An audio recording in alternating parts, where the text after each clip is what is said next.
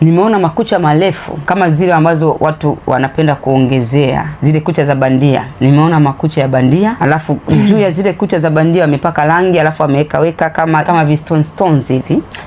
Makucha tu. Na leo Mtakatifu anasema waambie wadada. Kuna wadada wengi ambao mnatumia kucha za bandia, na anasema hizi kucha kuna baadhi sio nzuri. Maana yake kwenye ulimwengu wa roho kuna kucha ambazo zinatumika, zinauzwa masokoni na zinaletwa masokoni, lakini ni kucha ambazo zimebeba nguvu za giza, ambazo zinaweza kuharibu maisha ya mtu, zinaweza kuharibu, zikakutoa kabisa kwenye hatima.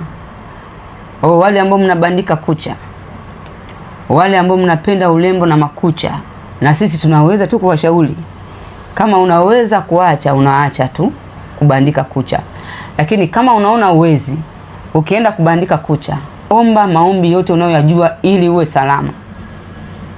Yaani urembo wote mnaofanya watu wa Mungu, wadada mnaofanya urembo, iwe ni kusuka, iwe ni kubandika kucha, iwe ni kufanya chochote, yani as long as unafanya urembo, unapoenda saluni, unapoenda sehemu yoyote, omba aswa.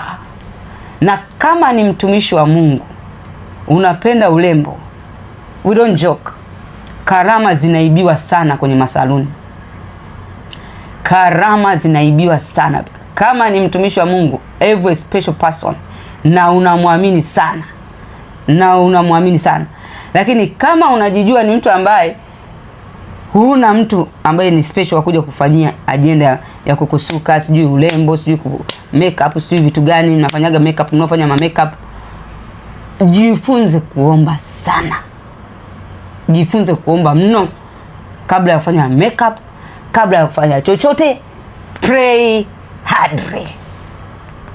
Vinginevyo utakuwa wa kawaida sana, utashushwa kila kitu. Kwa taifa letu sisi, watu wengi hawapendi kuomba, lakini wanapenda vitu. Sababu unaweza ukasema, mbona mke wa nani huko Nigeria anapaka, anavaa, anafanya nini? Wewe uombaji wake unamwona?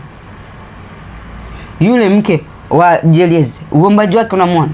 Na unawezekana mwenzako ana special person ambaye anadili naye.